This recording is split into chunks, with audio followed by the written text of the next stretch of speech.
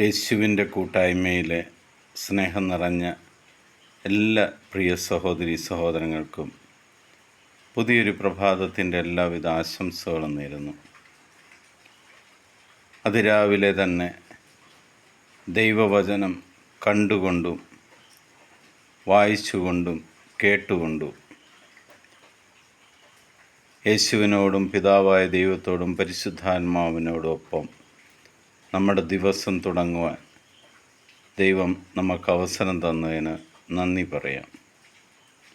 ഇന്ന് നമ്മൾ ശ്രവിക്കുന്ന തിരുവചന ഭാഗം മർക്കോസിൻ്റെ സുവിശേഷം 1-ാം അധ്യായം 35-ാം തിരുവചനം. അതിരാവിലെ അവൻ ഉണർന്ന് ഒരു വിജനസ്ഥലത്തേക്ക് പോയി.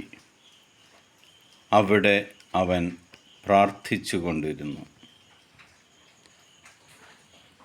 ഈശോയുടെ ദൈനംദിന ജീവിതത്തിൽ ഈശോ എല്ലാ ദിവസവും അതിരാവിലെ പ്രാർത്ഥിക്കുവാനായി പോയിക്കൊണ്ടിരുന്നു.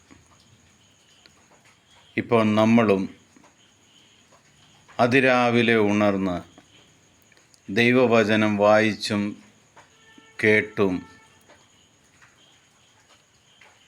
പ്രാർത്ഥനയിൽ മുഖരിതമായി പ്രാർത്ഥനയോടുകൂടി തന്നെ ഒരു പ്രഭാതം ദൈവസന്നിധിയിൽ ആരംഭിക്കുന്ന ഈ നിമിഷത്തിന് ദൈവത്തിന് കോടാനുകൂടി നന്ദി പറയാം. ഇങ്ങനെ ഒരു അവസരം ദൈവം നമുക്ക് ഒരുക്കി തന്നതിന് നന്ദി പറയാം. പ്രാർത്ഥനയോടുകൂടിയും ദൈവവചനത്തോടുകൂടിയും നിങ്ങളുടെ ഒരു ദിവസം തുടങ്ങുമ്പോൾ അന്നത്തെ ദിവസം പിതാവായ ദൈവം നിങ്ങൾക്ക് എല്ലാം അനുഗ്രഹമാക്കി തരും.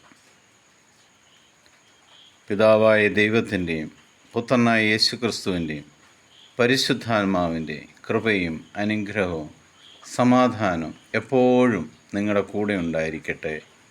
ഈശോ മിശിഹായ്ക്ക് സ്തുതിയായിരിക്കട്ടെ.